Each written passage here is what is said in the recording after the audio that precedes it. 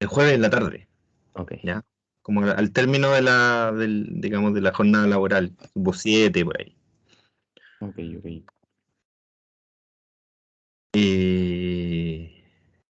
Y ahí con las observaciones, y por supuesto que el día lunes ustedes si tienen alguna observación que hacer, la pueden hacer, o me mandan un correo antes si quieren para que no se les olvide. Si notan algo, no sé, me faltó sumar un puntaje, por ejemplo, ¿ya? O algo por el estilo, y ahí me mandan un correíto y lo vemos. Porque a veces pasa claro, yo voy colocando puntaje y se me olvida sumar algo. Entonces yo por eso en las observaciones les pongo los puntos. Pongo la observación y tantos puntos por la pregunta. Y ahí ustedes ven si calza con la pauta.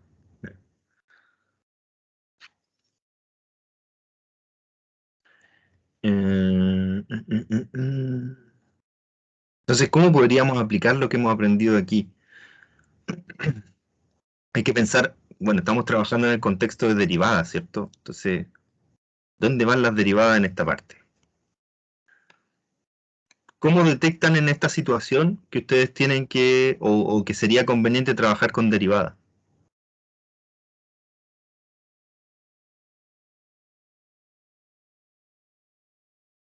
O sea, cuando leen el problema, dicen, ah, ya, esto podría ser trabajado con derivadas. ¿Por qué? ¿Qué parte del problema le indica eso?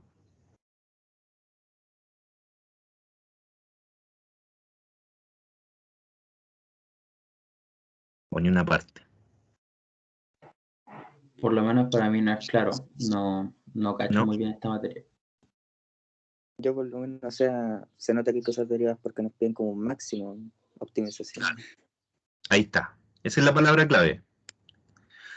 Bueno, para hacer un resumen, así como ultra resumen, derivadas se refieren a variaciones, ¿cierto? O sea, oscilaciones de fenómenos que pueden ir de menos a más, ¿ya? Por ejemplo, una velocidad que disminuye, que aumenta, un volumen, como en este caso, que disminuye o que aumenta, ¿ya? O sea, todo lo que tenga que ver con variaciones puede estar relacionado con derivadas. Cuando hablan de máximo, por ejemplo, en este caso un volumen máximo, como dijo su compañero, por ahí está la palabra clave, porque habla de una variación máxima, ¿sí? La variación del volumen. El volumen va cambiando y llega a un máximo.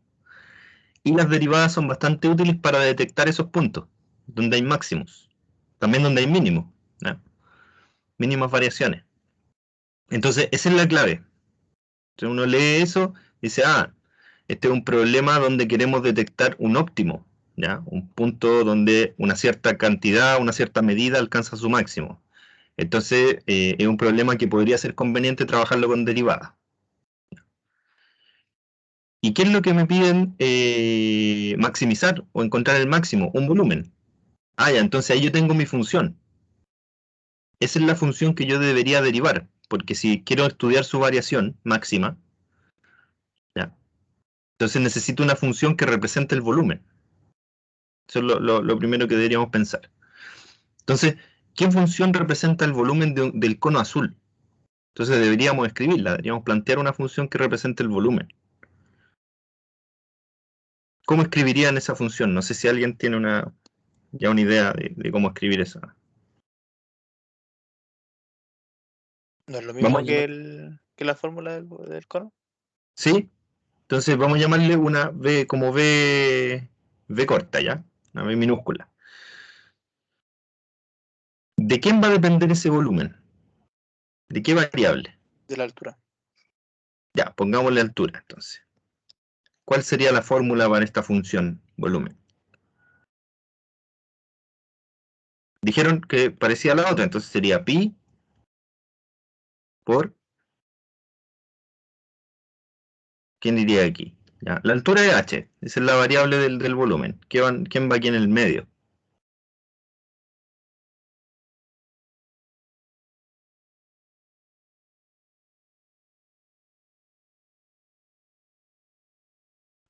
R al cuadrado, ¿no? Claro, pero ¿qué r? ¿Ese mismo r que está en la fórmula? No, pues, uno que varía. Un R sub 1, ¿o no? Claro, o un r minúscula o un r sub 1, como prefieran. ¿ya? Si no quieren confundirse con las letras, pueden ponerle un subíndice. Entonces aquí aparecen dos variables.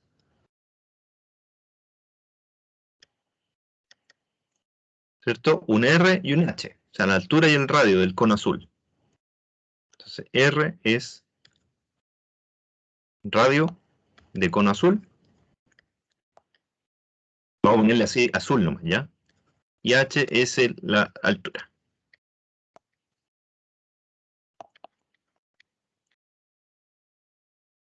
Entonces,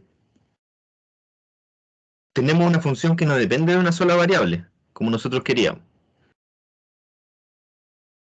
¿Cómo podríamos, digamos, dar por saltado ese impasse de que hayan dos variables? ¿Cómo podríamos superarlo?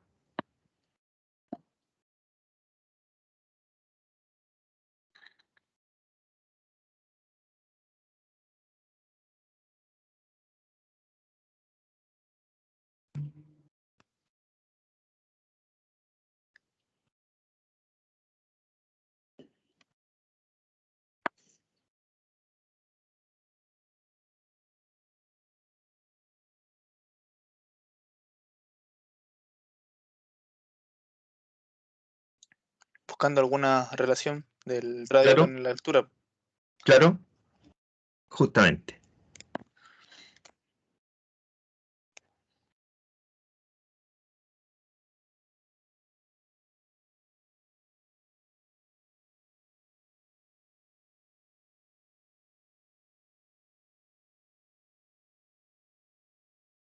Eso.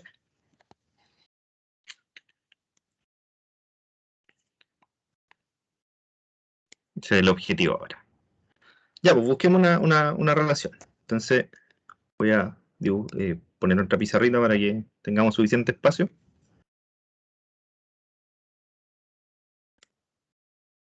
Y vamos a copiar un poco este dibujo. Voy a eliminarle algunas cosas, ya, por ejemplo, las alternativas de cono que teníamos. Vamos a dejar una nomás, una de las alternativas.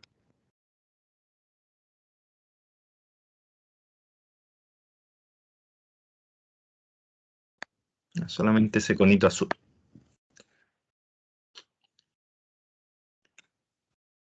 Y voy a dibujar ahí las componentes de ese cono. Dijimos que tenía una altura. Voy a dibujar ahí el centro, ¿cierto? Eso que está en rojo sería la altura del cono azul. ¿Ya? Vamos a llamar H. Y el radio, dijimos que era un radio R, una R minúscula. De esa figura, ¿qué relación podríamos obtener entre las variables R y H? O sea, son como el objetivo, ¿cierto?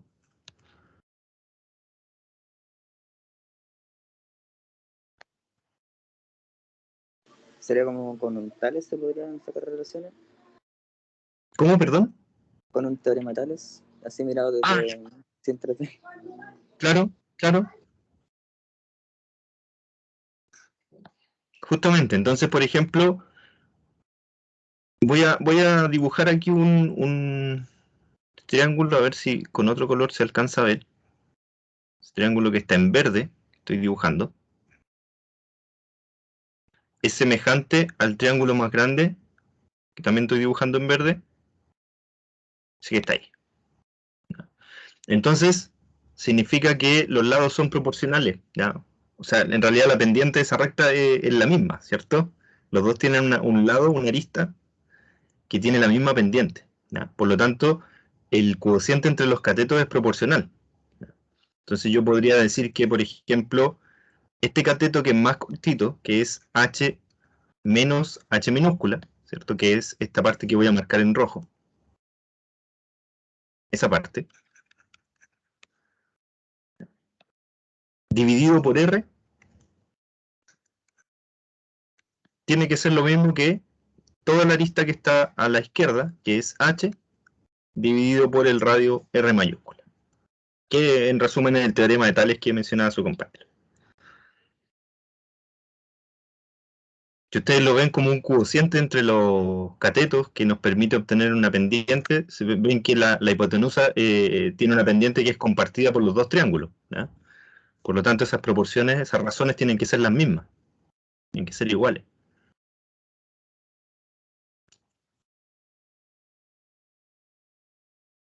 Y ahí obtenemos una relación entre, bueno, ahí se ve clarito, ahí está el R minúscula y ahí está el H minúscula. Entonces aquí podemos obtener una relación con esa ecuación entre las dos. Simplemente hay que despejar.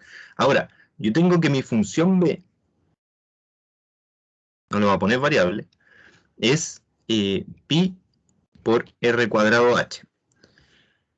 Desde un sentido práctico, simplemente por hacer las cosas más fáciles, ¿qué variable debería reemplazar yo en la función? El R minúsculo. O sea, sí, po, el radio. ¿El radio? Sí, po. Pero si lo reemplazamos nos va a quedar al cuadrado. O sea, es que, pero. Ah, sí, po. Pero. Es que pide una relación de la altura, po. Entonces. ¿Sí? Sí, pero, o sea, cualquiera de los dos caminos, ya sea que reemplacen R o que reemplacen H, finalmente igual pueden obtener una relación entre las alturas. O sea, igual puede haber digamos, pueden llegar a una proporción entre las alturas. Pero desde un sentido práctico, o sea, de hacer los cálculos un poquito más sencillos, mi recomendación sería en este caso elegir la parte lineal, ¿ya? Porque los cuadrados complican todo. Intenten resolver una ecuación cuadrática versus una lineal, ¿cierto? Ahí se nota que hay una dificultad distinta. Entonces, si está al cuadrado, puede ser un poquito más complicado de resolver, ¿ya? Salvo que la relación entre esas dos variables fuera algo así. Por ejemplo, R igual raíz de H.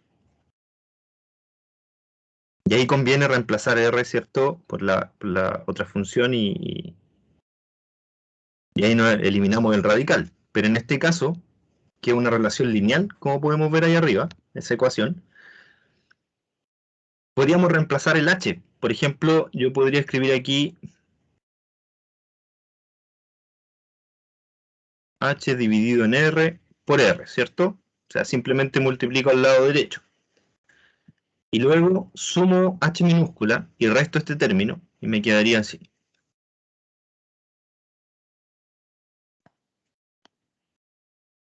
O factorizando por H,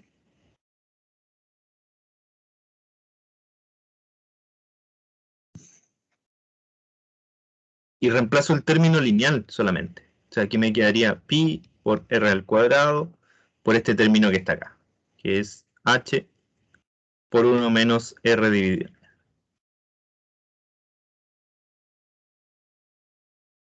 Si yo hubiera reemplazado el R, por ejemplo, de todas maneras voy a poder resolver el problema, pero quizás la dificultad en los cálculos va a ser un poquito mayor, ¿ya? Solamente eso, pero los dos caminos son válidos.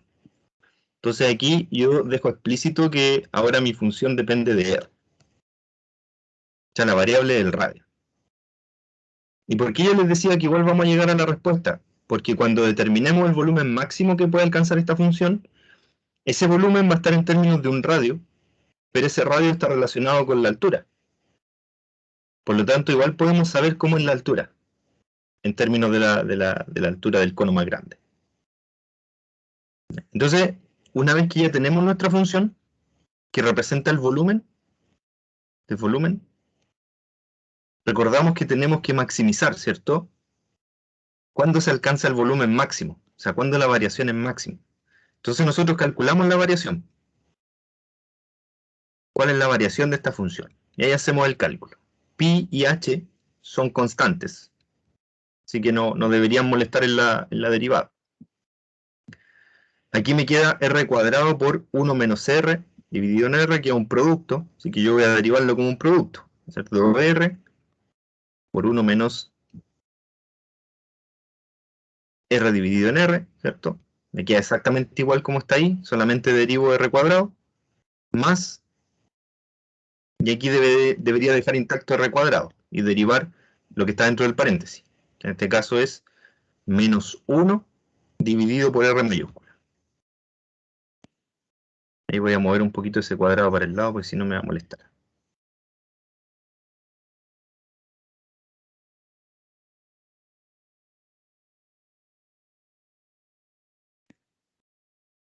¿Ya? Esa es la clásica regla del producto para las derivadas. Ya, no es nada especial. Y veamos si se puede simplificar un poquito.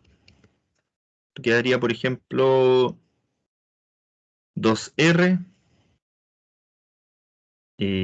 menos 2r cuadrado dividido por r mayúscula más r cuadrado, menos r cuadrado, perdón, dividido por r mayúscula. Ahí se pueden sumar esos dos, ¿cierto? Y ahí hacemos una pequeña simplificación.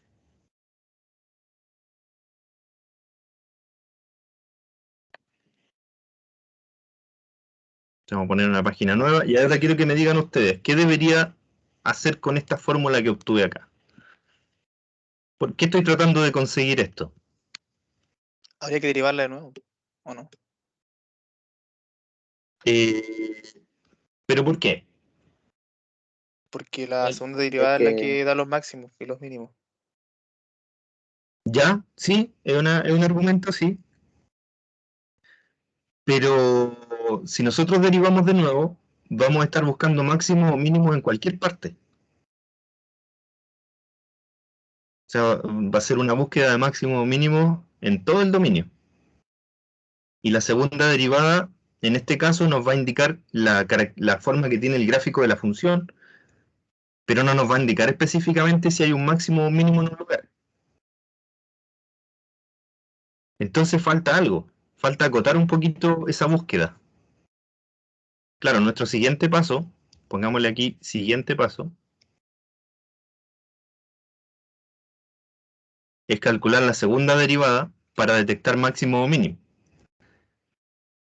Pero para detectar máximo o mínimo necesitamos buscar en lugares específicos.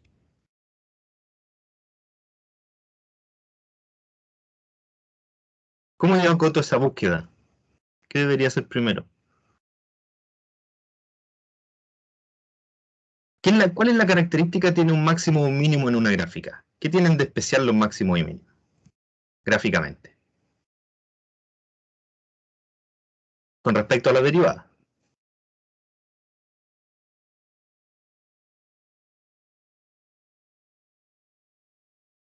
Que no tienen derivada. Sí, en cierto sentido, que tienen derivada nula, ¿cierto?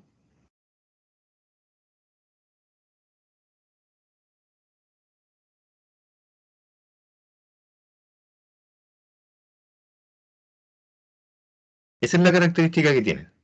Entonces nosotros cuando buscamos estos puntitos donde podemos detectar máximo o mínimo, buscamos puntos donde la variación sea nula, donde sea cero. Si no hay variación, o bueno, su compañero lo dijo mucho más en general, porque él dijo cuando no tiene derivada, puede ser derivada cero o que no exista la derivada, ¿cierto? En algunos casos. Pero si la variación es nula, entonces es posible que haya un máximo o un mínimo. Entonces en este caso, como pi por h es una constante, en realidad es todo este paréntesis el que debería ser cero. O sea que 2r menos 3r cuadrado debería ser cero.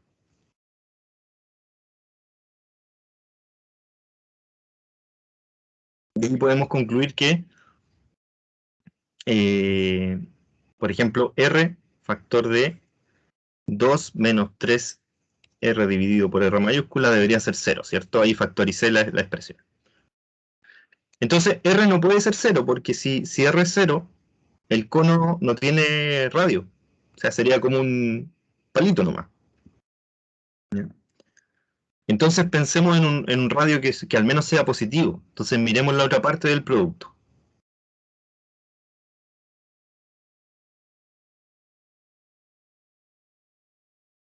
Fíjense que ahí acudí, porque las soluciones en esta ecuación son dos. Cuando r es cero, voy a ponerlos con otro color para que hagan la diferencia. R es cero, o bien 2 menos 3r dividido por r es cero. ¿Por qué yo descarté esta solución? Eso es totalmente del contexto. No tiene que ver con nada matemático, sino que tiene que ver con el contexto. O sea, nosotros queremos construir un cono dentro de otro cono que tenga un cierto volumen máximo. No me sirve que el radio sea 0 porque ya no sería un cono. Entonces yo totalmente de la situación descarté esa posible solución y me quedé con la otra solución. Con esa que está ahí. ¿Ya? Entonces de aquí yo puedo sacar un valor para el radio.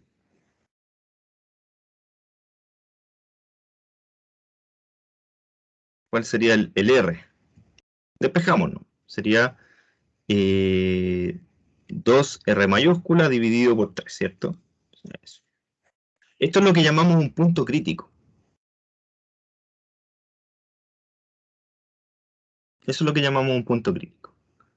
Entonces tiene sentido buscar máximo o mínimo en ese punto. ¿Ya? Y no estar buscándolo en todo el dominio porque eso sería un trabajo, digamos, exhaustivo y probablemente no nos llevaría a nada. ¿Ya? Va a depender de la función finalmente. Pero esto no depende de la función. Los puntos críticos siempre nos indican dónde podría haber un máximo o un mínimo. ¿Qué era lo otro? Que es posible que la derivada no exista.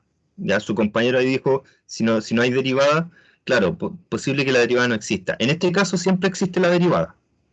Si ustedes ponen cualquier valor de R, ahí, reemplazan, ese número siempre está bien definido, ¿cierto? O sea que esta función está bien definida para cualquier R.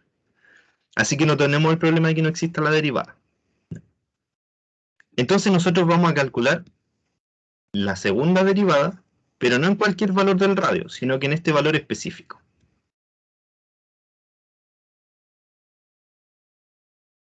Puede ser positiva, puede ser negativa o puede ser 0, ¿cierto? Porque es un número, así que tiene, por la ley de tricotomía, tiene 3 opciones, ¿no? ¿Se acuerdan de la ley de tricotomía, no? La hablamos hace tiempo. Tiene solamente 3 opciones, positivo, negativo o 0. En el primer caso, sería un mínimo. En el segundo caso, sería un máximo. Y en el tercer caso, ¿qué podríamos decir de la función ahí? Si la segunda derivada es 0. Voy a copiar todo esto y me lo voy a llevar porque se acaba el espacio rápidamente.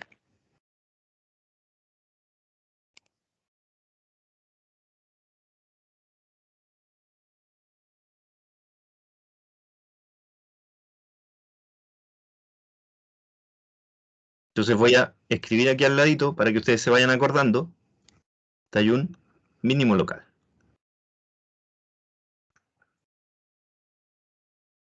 Máximo local. Y aquí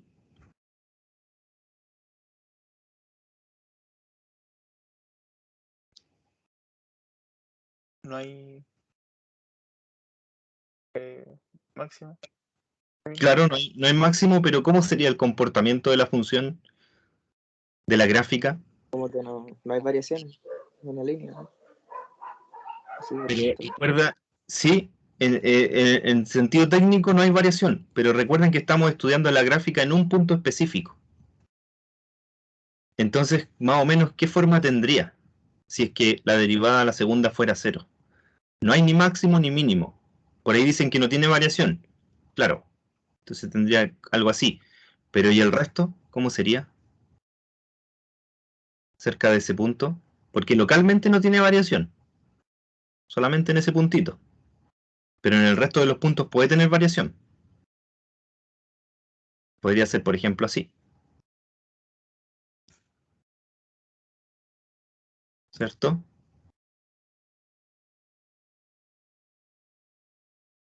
Sería así como constante así, pero en cierto punto. Claro. Es como hablar de que sea constante justamente, pero en un solo punto. O sea que hay como una especie de descanso para la gráfica ahí. ¿Ya? Esos puntos así, donde la segunda derivada es 0, se llaman puntos de inflexión. Se ocupa mucho esa palabra, si ustedes ven los noticiarios, cosas, siempre hablan los periodistas de los puntos de inflexión, porque se refieren a un punto de cambio, ¿cierto? Que algo cambia bruscamente. En matemática, un punto de inflexión se refiere a que se produce un cambio de concavidad, es decir, una gráfica que era convexa pasa a ser cóncava, o al revés, que era cóncava pasa a ser convexa. Y ahí hay un punto, un instante donde se produce la inflexión. Ese puntito de inflexión se detecta con la segunda derivada igual a 0. ¿Ya? Entonces esperemos que no sea eso. La idea sería que fuera negativa. Entonces calculemos la segunda derivada. Para eso necesitamos la primera. Que es esta que está acá, ¿cierto?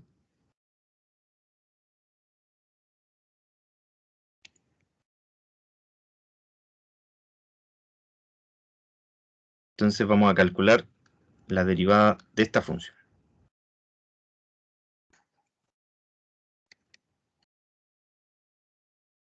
Claro, porque ahí ya está una vez derivado, ¿cierto? Ese pi por h es constante. Y ahora derivamos ese paréntesis que sería 2 menos 6r dividido por r mayúscula. Pero estamos derivando en ese punto específico, es decir, cuando r es igual, voy a cambiar este gráfico para acá abajo, es igual a 2r dividido por 3, ¿cierto? Que es el punto crítico.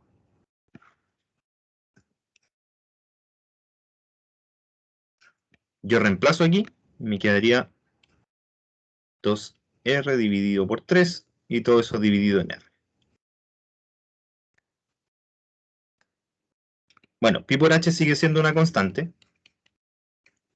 Es una constante positiva porque son puros números positivos. Y aquí yo voy a ver que desaparece el radio más grande, es decir, que esto no depende del radio más grande. Ahí va a desaparecer ese R mayúscula. Aquí va a desaparecer simplifico el 6, me quedarían 4. 2 por 2, 4, ¿cierto? Y 2 menos 4 sería menos 2. O sea, claramente es negativa. Es negativa porque aquí tengo un número negativo multiplicado por una constante positiva. O sea, estoy en la segunda situación que era la que yo quería.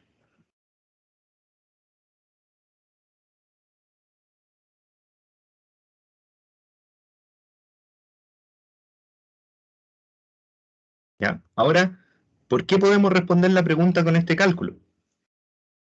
Porque ya sabemos cuál tiene que ser el radio, R, para que el volumen sea máximo, ¿cierto? ¿Cuál tendrá que ser la altura, entonces? Volvemos acá y aquí hay una relación, aquí, por aquí. Voy a copiar y pegar esto.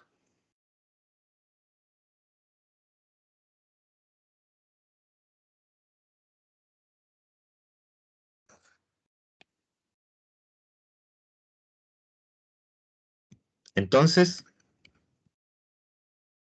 H va a ser por 2, ¿cómo era? R dividido en 3. Para esa altura es que se alcanza el volumen máximo. Entonces yo aquí simplifico algunas cosas, de nuevo me doy cuenta que no depende del radio más grande. Y quedaría H menos 2 tercios de H, y eso es 1 tercio de H. O sea, que la altura del cono azul tiene que ser 1 tercio de la altura del cono más grande, para que el volumen sea máximo. ¿Ya? O sea, tienen que estar en una relación 1:3. Esa sería la proporción entre las alturas. ¿Se fijan que no era necesario, digamos, tomar desde un principio la variable h?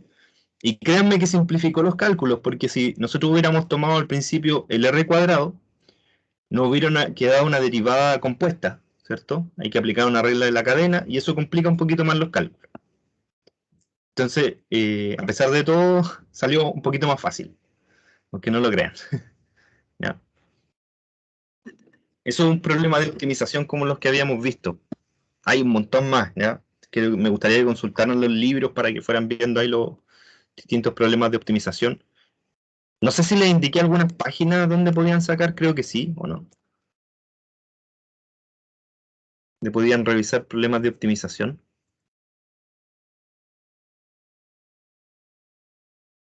Por ejemplo, si revisan nuestro libro, el Thomas,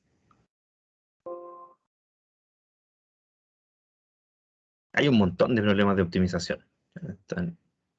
Déjenme ver por aquí. Se llama optimización aplicada. Entonces ahí ustedes van a la página que indica el índice.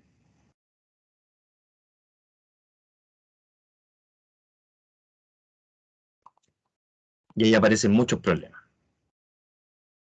Bueno, ahí mi PDF tiene problemas, pero aparecen algunos ejemplos de optimización, como la reflexión de la luz, y también después tienen ejercicios. ¿Ya? Los ejercicios impares tienen respuesta. Entonces, sería bueno que intentaran los impares primero para que vayan verificando al final la respuesta. Y después tratan de hacer los pares ya con un poquito más de práctica. Hay varios ejercicios, tanto geométricos como situaciones un poquito más concretas, por ejemplo, el diseño de una maleta, de una lata de bebida, ¿ya? Un bebedero, ¿ya? Hay un bebedero de estos de caballo, típico. El 25 es complicado, ¿ya? Le aviso al tiro. Doblado del papel yo había visto este problema, no es fácil. Así que hay que tener un poquito más de ojo. Es más desafiante, pero también se puede hacer. Construcciones de cilindro, una ventana inglesa, ¿ya? Estilo inglés. Y así, tienen un montón de problemas de optimización. Todos estos problemas que están aquí son de optimización. Movimiento de un proyectil, etc. Problema relacionado a la ley de Hooke, de los resortes. Hay un problema relacionado a la ley de Hooke que dice que la fuerza que ejerce un resorte sobre una masa es proporcional a la distancia que se estira el resorte, ¿cierto? Esa es la famosa ley de Hooke. ¿Ya? Es tan práctica esa ley que hay gente en los gimnasios que calcula la resistencia de las bandas que levantan para hacer pesa, las calcula con la ley de Hooke. ¿Ya? Estiran una banda y ven cuánto puede a cuánto equivale estirar esa banda, digamos. Cuántos kilos se levantan cuando estiran una bandita de esta elástica. Así de práctica la ley de Hooke, se puede aplicar en situaciones bien concretas. Entonces ahí tienen hartos problemas. Eso es lo que habíamos estado viendo. Yo, bueno, les dejo de tarea por lo menos resolver problemas de la parte de los números impares para que vayan verificando la respuesta y me van comentando cómo les va. Si encuentran un problema muy complejo, me avisan. ¿Ya? Yo sé que este problema del pliegue de papel no es fácil, así que si se van a enfrentar a ese problema y quizás adquieran un poquito más de experiencia con los demás problemas antes de llegar a ese. Pero se podrían encontrar otros también complicados. Entonces ahí me cuentan cómo les va, o si no encuentran salida. Pero ahí tienen muchos problemas. Dentro de las aplicaciones que nosotros estamos viendo de las derivadas, hay una bien interesante que les quería comentar hoy día como de forma más o menos introductoria. Y eso lo vamos a hacer con un gráfico. Voy a poner aquí justo tenía el GeoGebra, pero para otra cosa. Vamos a ponerle aquí.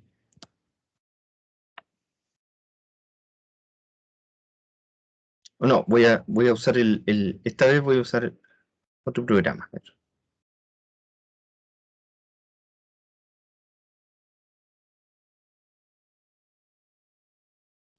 Vamos a hacer unos dibujos de unas funciones, ¿no? Algo bien común. Quiero que ustedes se vayan fijando en algo. Voy a dibujar primero la exponencial. Ustedes la conocen, esa función ultra conocida, ¿cierto? La vamos a graficar. Y la vamos a graficar desde el -1 en adelante. ¿Ya? Vamos a ponerle ahí un cierto rango.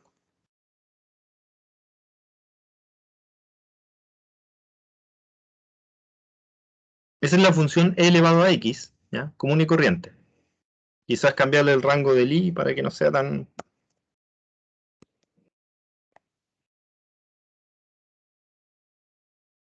Ahí tenemos la función típica exponencial, ¿cierto?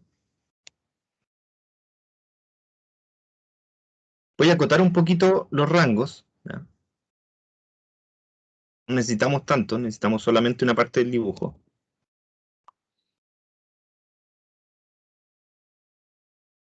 Y fíjense en ese puntito, en el punto justo donde cruza el 1, ¿cierto? Que es la imagen del 0, e elevado a 0. ¿Ya? Este exponencial también la pueden escribir como e elevado al número, ¿ya? También se puede escribir así. Por ejemplo, ahí e elevado a x, en este caso. También es otra manera de anotarla, ¿cierto? Entonces, todos sabemos que e elevado a 0 es 1. O sea, que ahí está la imagen. Si yo trazo la recta tangente ahí, ¿cómo podría trazarla? Bueno, puedo dibujar la recta tangente. Simplemente escribo i. Vamos a ponerle un nombre a la recta tangente. G de x, ¿ya? Hacer la pendiente de la recta, ¿cierto? Por x menos 0. Porque vamos a dibujarla justo en el 0, ¿ya? Entonces yo no tengo por qué anotar el menos 0. No la anoto. ¿Y la pendiente cómo la calculo? En el 0. ¿Quién me puede decir ahí cómo calcular la pendiente en el 0?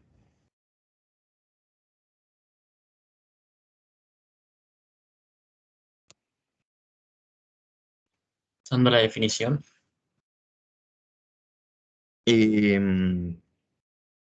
¿Será necesaria la definición?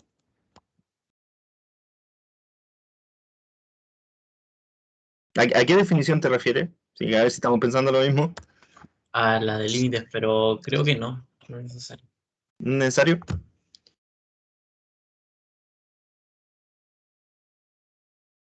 O sea, esencialmente sí, porque claro, siempre hay que partir por la definición.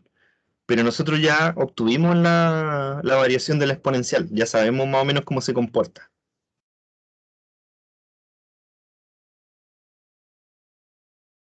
¿Por qué escribo eso? ¿Quién me puede decir por qué escribí e elevado a 0 como la pendiente de la tangente ahí?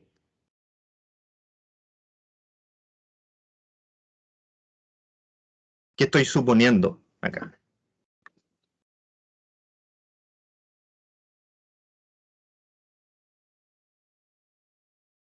¿Cómo, profe? ¿Por qué escribí e elevado a 0 suponiendo que esa era la pendiente de la recta tangente?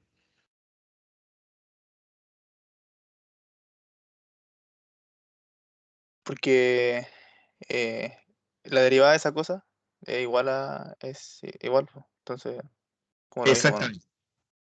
Exactamente. Si yo derivo e elevado a x, en el fondo, y calculo la derivada de esa función, esa derivada va a ser exactamente e elevado a x. ¿Esto lo pasa cuando es la e? Cuando es con e, o con cualquier número que esté ahí en la base. Ah, por ejemplo, 2 elevado a x. Sí. Y lo derivamos. Veamos si lo derivamos. No pasa, ¿eh? Le adelanto que no pasa, pero veamos cuál es la diferencia. Entonces, por ejemplo, si calculamos 5 elevado a x, para que detectemos un patrón. Entonces, ¿ya se imaginan cómo es en general? Sí, ya lo vi. Claro, y en el caso de e, lo que pasa es que el logaritmo de e, bueno, ahí me interpretó el e como una letra, no como la... Pongámosle 1, ¿ya? E elevado a 1, que es lo mismo que e, ¿cierto? El logaritmo natural de e es 1. Por eso, en el caso del exponencial, no aparece esta constante aquí al lado, que es el logaritmo natural de la base. ¿Por qué? Porque es 1. Entonces solamente aparece e elevado a x. Imaginen que aquí va multiplicado por logaritmo natural de e. Solo que ese número 1 así que no se anota. Ahora, ¿cómo se podría calcular esa derivada? Porque aquí el software nos dice que es eso, ¿ya? En cada caso. Pero ¿cómo podríamos calcular esa derivada en general?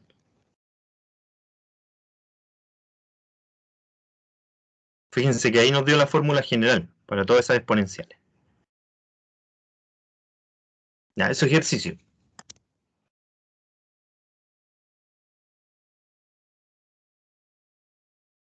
Ejercicio para ustedes. ¿Cómo calculo esa derivada con las reglas de derivación que yo conozco? ¿Sí? Porque usando la definición del límite no se puede. No lo recomiendo porque la definición del límite con la exponencial ya es complicada, como estuvimos viendo, y con una base distinta va a ser bastante más difícil de analizar. Pueden intentarlo, o sea, la curiosidad siempre tiene que empujarlo a intentarlo, pero yo no lo recomiendo ahora, ¿ya? Quizás más adelante. Y si alguien ya logra eso, así como un desafío, ¿cuál será la derivada de esa función? Una función cuya base es variable y cuyo exponente también es variable. ¿Cómo se podrá calcular esa derivada y cuál será?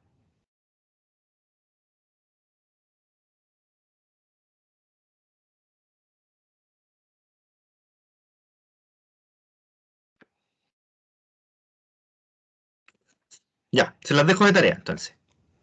Ahí ustedes intenten calcularla. El punto es que yo puse aquí e elevado a 0 porque esa es la derivada en el punto 0. ¿Ya? O sea, yo estoy diciendo que esa es la pendiente de la recta tangente. Esta es la recta tangente. Y aquí yo le voy a poner como que lo asigno para que lo tome como una función. E elevado a 0 es 1, así que en realidad no deberíamos anotarlo, ¿cierto? Ya, solamente la identidad. Entonces, si yo dibujo estas dos funciones, la exponencial y la recta tangente, voy a obtener ahí algo interesante que es, y voy a poner aquí la exponencial, y la recta tangente que es la identidad, ¿cierto? Que es igual a x. Así que, solamente la identidad. Vamos a ponerle aquí un rango de 0 a 2, habíamos dicho, y el i desde 0 a 4, ¿ya? Para acotar un poquito el rango. Ahí me faltó algo. ¿Qué me faltó en la ecuación de la recta? Este es un i, pero i es i menos i sub 0, ¿cierto? Igual a m por x menos x sub 0. Entonces, ese i sub 0 es g en 0, es decir, es 1. O sea que esto debería ser g menos 1, que lo puedo sumar acá.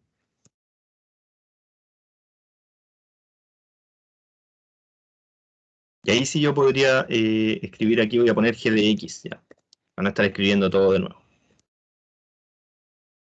Ahí sí se ve un poquito más claro que en la tangente. Y de hecho, démosle un rango negativo para alcanzar a ver un poquito hacia la izquierda. Ahora, ¿en qué quiero que noten ustedes? Fíjense cuánto se parecen esas dos funciones ahí en un pedacito. ¿Ya? En una parte muy cercana. Se parecen mucho, ¿cierto? Y de hecho, esta recta que está aquí es un polinomio de grado 1. Es x más 1. Ese polinomio. G de x igual a x más 1. Es un polinomio de grado 1 que se parece mucho a la exponencial ahí justo en el 0. ¿Ya? ¿Y por qué? Porque la derivada de la exponencial en 0, sabemos que es 1, y la derivada de este polinomio en 0 también es 1. O sea que esas dos derivadas coinciden en ese punto. ¿Ya? O sea, encontramos un polinomio, g de x, que es x más 1, que se parece mucho a la exponencial porque sus derivadas coinciden en el 0. ¿Ya? Ojo que ahí nomás, fíjense que en el resto de los puntos se separa muchísimo. Ahora la pregunta natural es, ¿yo podría encontrar un polinomio ahora de grado 2 cuya derivada en el 0 coincide con la exponencial, o sea que vale 1? ¿Ya? ¿Y ese polinomio se parecerá a la exponencial o no? Entonces pensemos en un polinomio, p de x, de grado 2, o sea que sea un x cuadrado más x más algo, y cuya derivada en el 0 sea 1. Entonces si yo pienso en un polinomio, por ejemplo, x cuadrado más algo por x, ¿cierto? Más un término libre, y yo calculo la derivada de ese polinomio, ¿cuál va a ser la derivada del polinomio? 2x más, ¿cierto? Ustedes lo derivan aquí y la derivada de x cuadrado es 2x y la derivada de a por x es a. Y la constante tiene derivada 0. Entonces, yo quiero que en el 0 ese polinomio tenga la misma derivada que la exponencial. O sea que esto sea 1, ¿cierto? O sea, yo quiero que el polinomio p en realidad sea x cuadrado más 1 por x más alguna constante. yo sé que P derivado en 0 va a tener la misma derivada que el exponencial. ¿Hasta ahí vamos bien? ¿Se entiende lo que estamos haciendo? Alguien me puede preguntar por qué. Porque g de x es un polinomio lineal, es una recta, y la exponencial es una curva. Entonces, si yo voy a hacer una aproximación a esa curva, voy a tratar de que la aproximación no sea una recta. Me gustaría que también fuera una curva, para que se parezca un poquito más. Entonces, en vez de ocupar un polinomio lineal de primer grado, voy a ocupar un polinomio cuadrático de segundo grado. Pero la característica principal es que las derivadas coincidan en el punto cero. Y si se fijan ahí, la tangente se parece mucho a la curva, ¿cierto? Entonces yo quiero que este polinomio nuevo también cumpla lo mismo. Y además, en el cero, ¿cuál tiene que ser la imagen del cero de este polinomio? Tiene que coincidir con la exponencial. Tienen que juntarse ahí. O sea que c debería ser 1, ¿cierto? Ese término libre debería ser 1. O sea, me conviene que el polinomio sea algo así como x al cuadrado más x más 1. Yo sé que la derivada de ese polinomio en cero es exactamente igual a la del exponencial y que las imágenes coinciden. Entonces dibujemos las dos funciones. La función exponencial, que yo le había llamado f, y este polinomio lo vamos a dibujar. Y vamos a dibujar la función g también.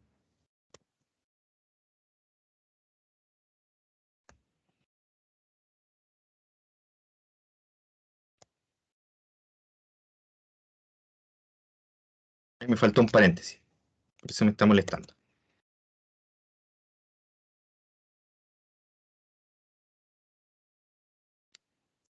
Fíjense la coincidencia, mucho mejor. Esa línea roja es la exponencial. Esa línea roja es la exponencial. La línea naranja es nuestro polinomio p. Fijan que se parece mucho más que la recta, siguiendo como el mismo camino. Sea una mejor aproximación. Entonces, llegado a ese punto, alguien podría pensar quizá un polinomio cúbico es más exacto que un polinomio cuadrático. Y si no lo es, quizás un polinomio a la cuarta es todavía más exacto, ¿cierto? Entonces, en eso se basa nuestro tema nuevo, en este tipo de polinomios que van a ir apareciendo. Porque fíjense en lo siguiente, y aquí voy a hacer algunos cálculos en la pizarra. Teníamos una función f, que es nuestra típica función exponencial, e elevado a x. Y nosotros encontramos un polinomio, le vamos a llamar P1, ¿ya? P1 de x, que era x más 1. Que es aproximadamente e elevado a x, o sea, se parecen mucho, cerca de 0. Lo comprobamos con el software. Y hay otro polinomio, que es x cuadrado más x más 1, que también se parece mucho más a la exponencial cerca de 0. Simplemente porque coinciden sus derivadas en ese punto. Es un hecho interesante. Entonces, miremos un poquito cómo se comportan estas... ¿Cómo obtuvimos primero este polinomio? Este polinomio aquí aparecía la derivada, ¿cierto? E elevado a 0, que era la derivada del exponencial. Entonces, P1 en realidad yo lo puedo escribir como 1, que es e elevado a 0, porque tiene que coincidir con la exponencial en el gráfico, más e elevado a 0 por x. Esto es f en 0, y esa es la derivada en 0. ¿Cierto? Yo quería que coincidieran justo. ¿Hasta ahí se entiende? Ahí, si quieren volvemos al gráfico.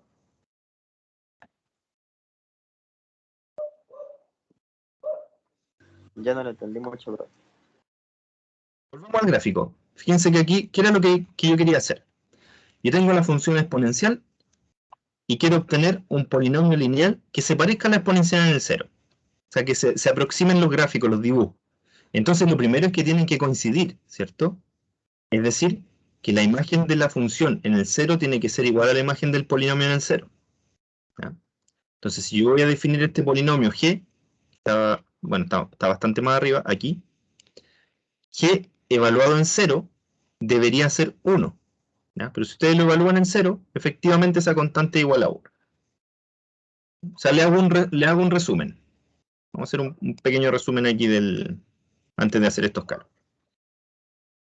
Tengo la función exponencial aquí. Voy a dibujar los ejes por acá.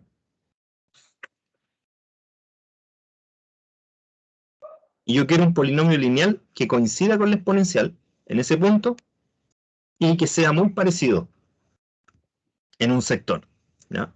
Entonces este va a ser P1. Va a ser e elevado a x. Entonces P1 es un polinomio lineal, es decir, que tiene esta forma, a por x más b. Pero como yo necesito que coincidan ahí en el 0, que los dos sean 1, entonces yo necesito que P1 en 0 sea igual al exponencial en 0, es decir, que sea 1, ¿cierto?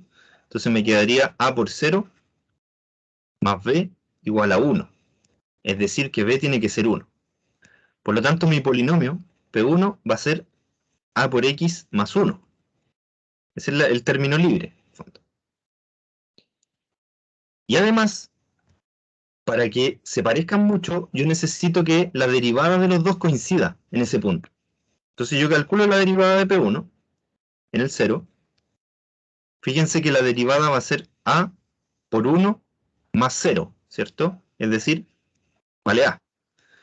Y eso debería ser igual a la derivada de e elevado a x en el 0. Y ustedes saben que la derivada de e elevado a x es e elevado a x. Y cuando x es 0, eso es e elevado a 0 que vale 1. Por lo tanto, a debería valer 1 también. O sea que P1 debería ser x más 1. ¿Ya? Y ahí yo encuentro un polinomio que se parece a la exponencial, pero en ese sector. Pero como la exponencial es curva, voy a buscar otro polinomio de grado 2, ax cuadrado más bx más c, que se parezca a la exponencial en ese punto. Y hago el mismo análisis que hice con P1. Es decir, primero yo necesito que este polinomio P sub 2 en 0 sea igual a 1 para que coincida con la exponencial. Necesito que su derivada en 0 sea igual a la derivada de la exponencial, que en este caso es 1. Y también necesito que coincidan sus segundas derivadas. ¿Por qué? ¿Quién me puede decir por qué necesito que coincidan sus segundas derivadas? ¿Cuál es la lógica ahí gráfica de que coincida la segunda derivada de este polinomio con la exponencial?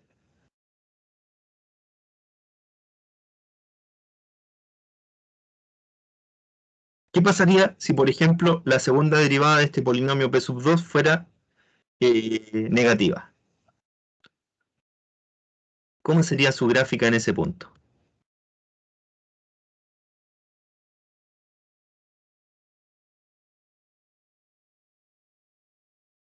¿Cómo la dibujarían ahí?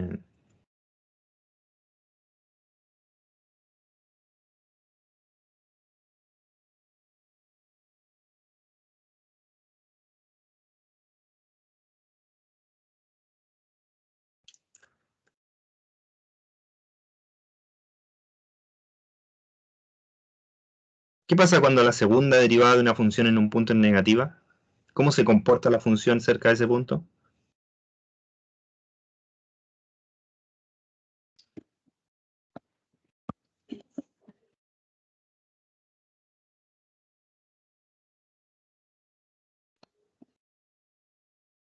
¿Alguien se acuerda? Segunda derivada negativa, ¿cómo es la función? Tiene un máximo característico. Claro, es decir, es cóncava, ¿cierto? Entonces debería ser así, hacia abajo. Nada que ver con la exponencial.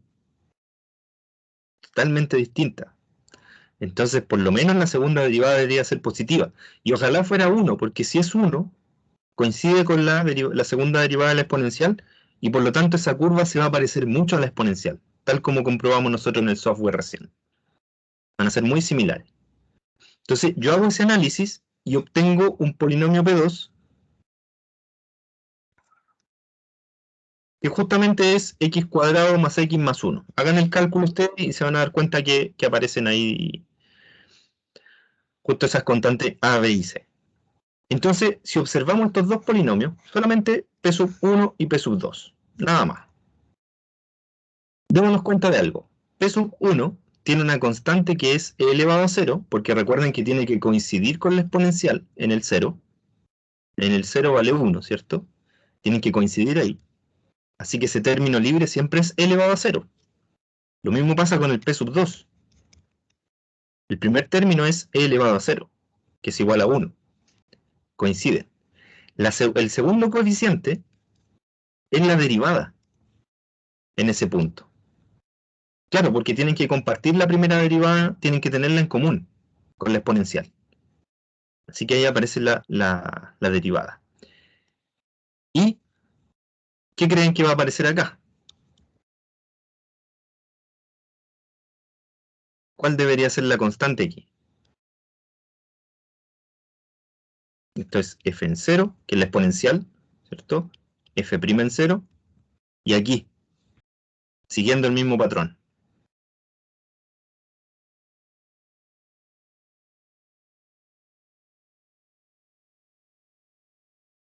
Algo similar, La segunda derivada. claro, similar a la segunda derivada. Salvo una constante, ¿ya? Ahí va alguna constante que pueda aparecer que la vamos a ver de inmediato, ¿sí? Pero es algo parecido. Ya, estos polinomios que están aquí son nuestro primer ejemplo de polinomios de Taylor.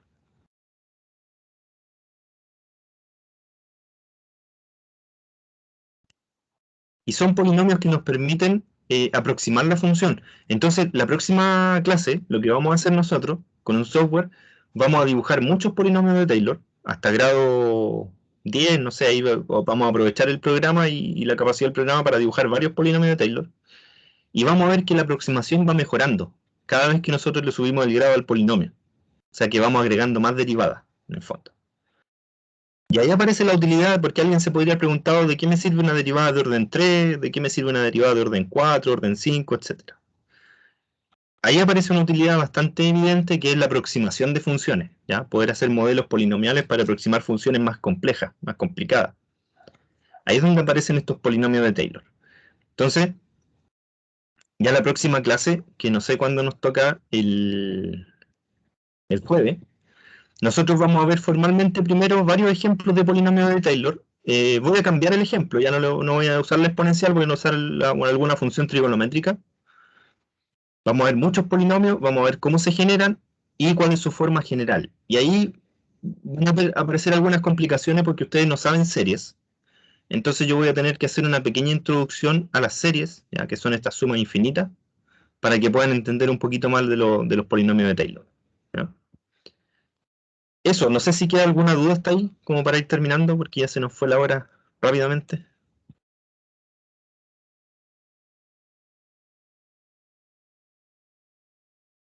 Profe, Ahí, esa constante de la segunda derivada que dijo que podría aparecer, ¿por qué aparece?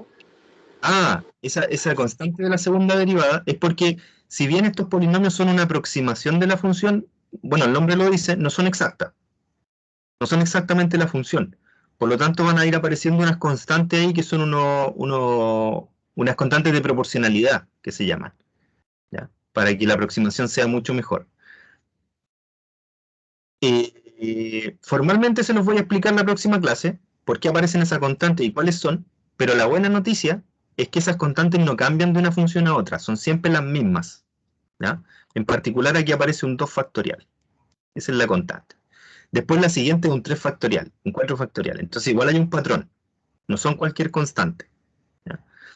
Y ahí cuando construyamos los polinomios de Taylor formalmente, de manera matemática, ustedes van a ver que esas constantes son naturales, es decir, que es evidente que tienen que aparecer. Por ahora es raro que aparezca un 2 factorial ahí, pero si quieren que le adelante un poquito la razón, tiene que ver cuando ustedes derivan, por ejemplo, x cubo. Si yo calculo la derivada, me da 3x cuadrado, ¿cierto? Si yo vuelvo a derivar, va a ser 3 por 2 por x, ¿cierto? Pero ese 3 por 2 es lo que llamamos 3 factorial.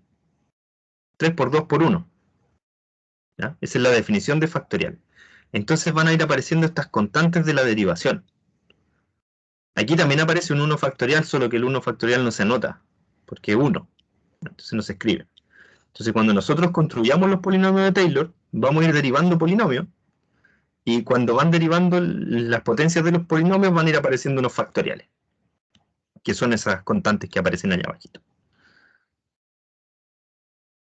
Por lo menos ahí les di un adelanto, ya quizás no es tan claro todavía por qué aparece esa, pero cuando hagamos el cálculo ahí ustedes se van a dar cuenta que es normal que aparezca.